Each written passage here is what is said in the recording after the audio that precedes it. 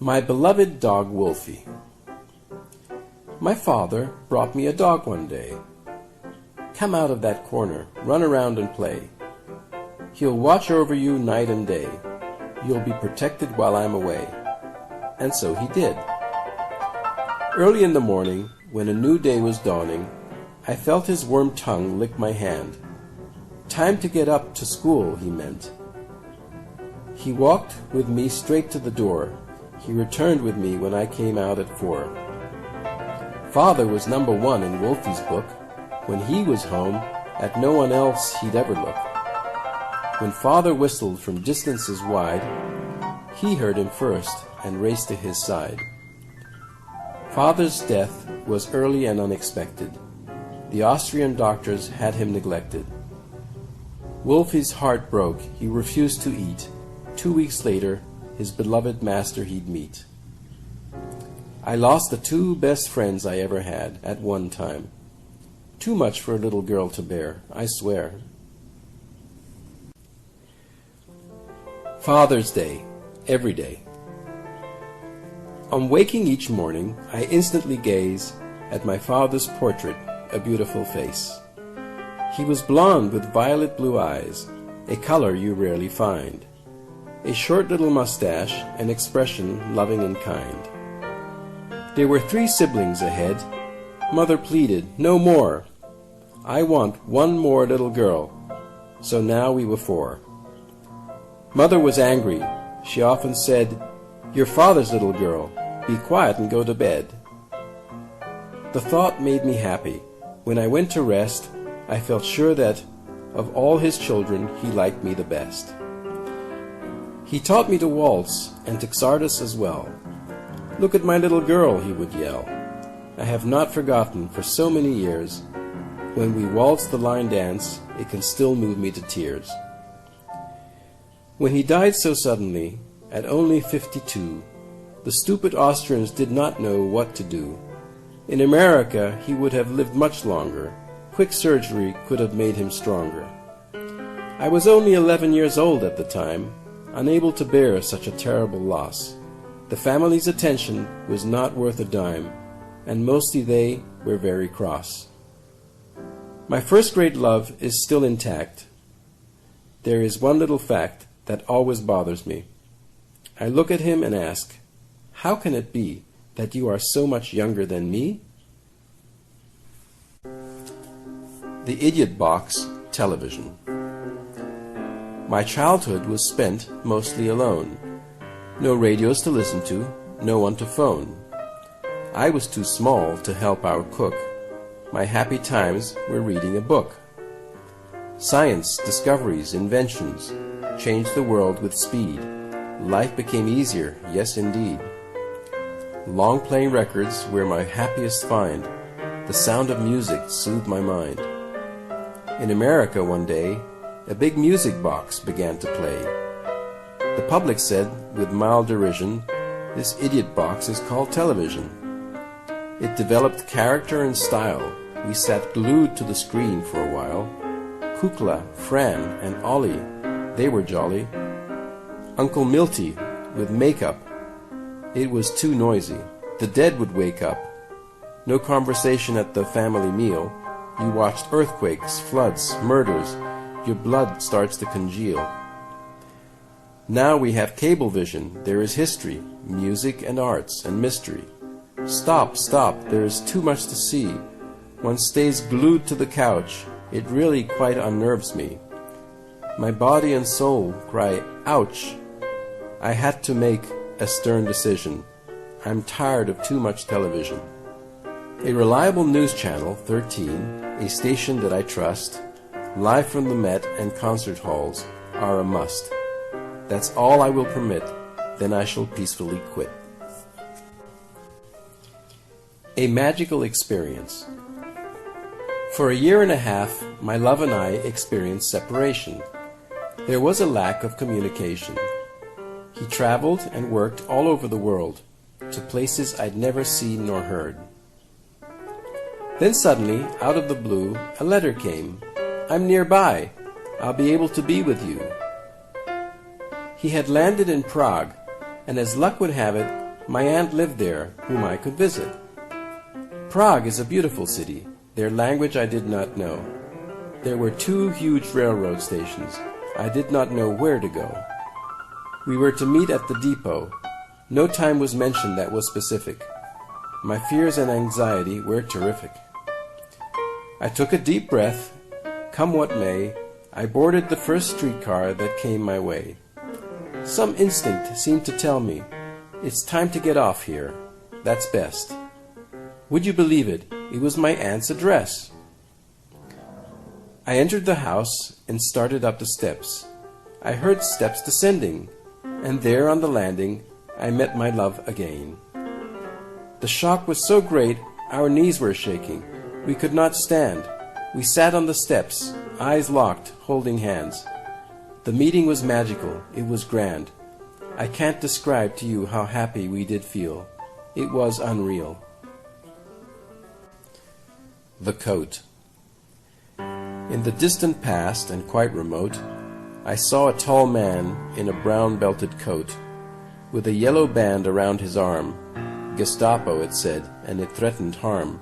To anybody not pure Aryan, they were quite barbarian. To leave my homeland, I needed permission. I entered their office with shaking knees.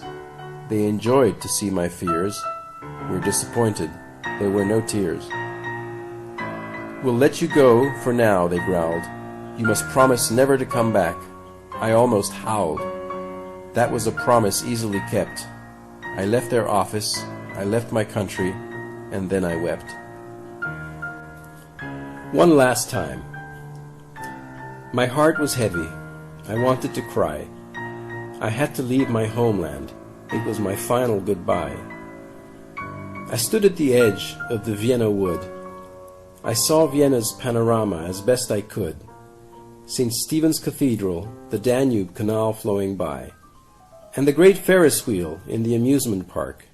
As a child, to play there had been a lark. I had always loved this beautiful city, the center of music and art. I could not bear the thought that forever I had to part. It nearly broke my heart. I took one look for the very last time. I can never forget a view so sublime. My job defines me. The profession of my lifetime that I had chosen, to teach the English language, was quickly frozen. When I arrived in the USA, "Your German accent is much too strong. Do something else. Goodbye. So long." Then, to be just ordinary, I became a secretary. I had to study shorthand, typing and such. The jobs never amounted to much. For 40 years, I do not jest, I slaved in the children's dress market, tried to do my best. What was missing? My interest. When I retired at 70, I went to college, which Herr Hitler had not allowed, made up for lost time, and felt very proud. My jobs did not define me. I am a woman of many parts. Music is my greatest joy, outdoor activities and the arts. My mind is still working. I read and I write. Give me more time. It will shed some light on what defines me. A working woman's simple dreams. I really wish I knew what a working woman dreams about. Don't have the faintest clue. When fate stepped in and changed my life, there was no chance to be a dreaming wife. First refugee, then immigrant, I ended up in a foreign land. One aim that totally obsessed my mind, reliable sponsors I had to find, to help support my family, get out of Hitler's clutches, and set them free. Working days, nights, and the end of the week, being homesick and crying myself to sleep. I found no time for simple dreams, so it seems. Finally, my task was done.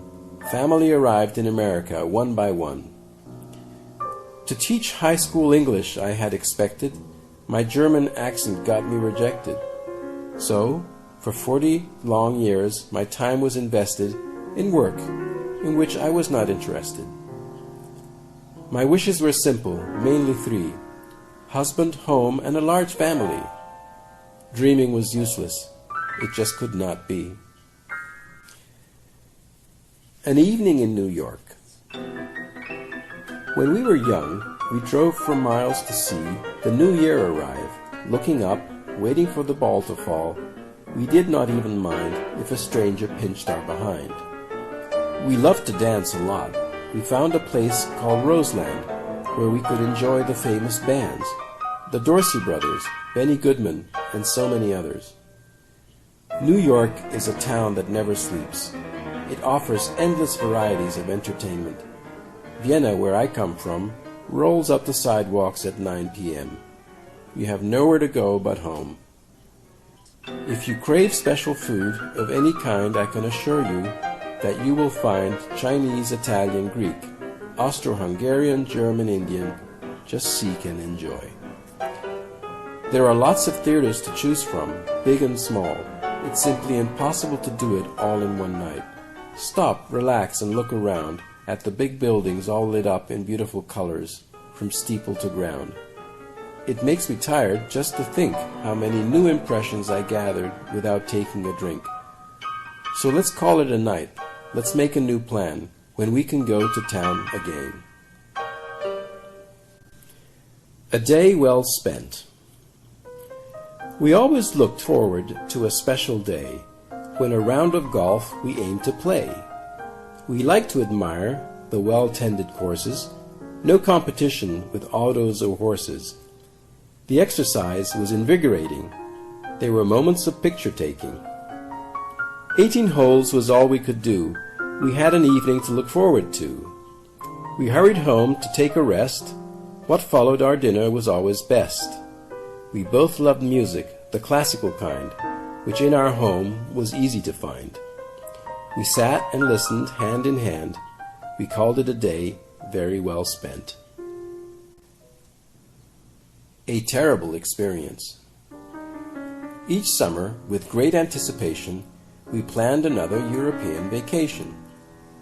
The summer of 1963, we were visiting Venice and Italy. First stop, Geneva, Switzerland, and there on the tar, our brand new Mercedes-Benz motor car. We started out quite happily. There were such wonderful things to see. Traffic was heavy. The roads were blocked with private cars, trucks en masse, desperately trying to make a pass. There were no crossroads, yet the truck driver to our right made a sudden fatal decision which forced us into a terrible collision. My seatbelt struck, the entire windshield blew out. I saw blood on my husband's face. Then I began to shout. The ambulance came and took him away. I was told to watch our luggage and smashed in car and had to stay. A friendly tourist offered me a sip of gin that caused me to cough, and I doubled in pain. I knew then that I was hurt within. I forgot all about luggage and the car. The hospital I needed wasn't not very far. My husband was there. No words were spoken. My ribcage was broken. 6 weeks later, I was able to get home, awaiting a completely rebuilt car from Rome. We were lucky. The trip could have ended with our demise. Instead, we began to plan for next summer's surprise. If I had $1 million. The whole world seems disarranged. The climate, the nations, finances have changed. I feel like a stranger and want to shout, what is this upheaval all about? The papers tell you about millionaires galore, what made them so rich, and where were they before? If someone would tell me, here is $1 million for you, I honestly have no idea what I possibly could do. There is nothing in this world that I must have or desire. It comes too late. I want to quietly retire. Sometime earlier, I might have said, would it not be nice if I could play my music on a shiny black Steinway? Or perhaps let's take one more trip to the lands of the rising sun, visit Israel, and then How about visiting Italy again? Now I am wishless. What to do? I shall have to give the money away. But who needs it the most? The starving children in Africa? Doctors Without Borders? City of Hope? Preserve Nature? The national parks? The polar bears? The list is without end. I cannot be the only friend. I fervently hope that the coming election will start this country in a new direction and give the world the proper protection, the sick, the needy, the creatures of all selection.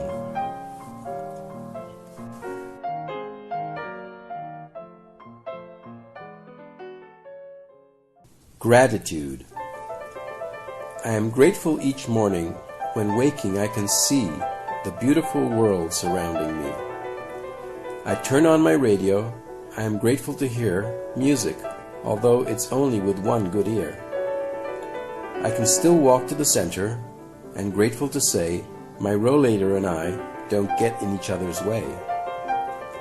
My body does not complain about any particular pain, so I am grateful to have a still functioning brain, which I shall try to maintain.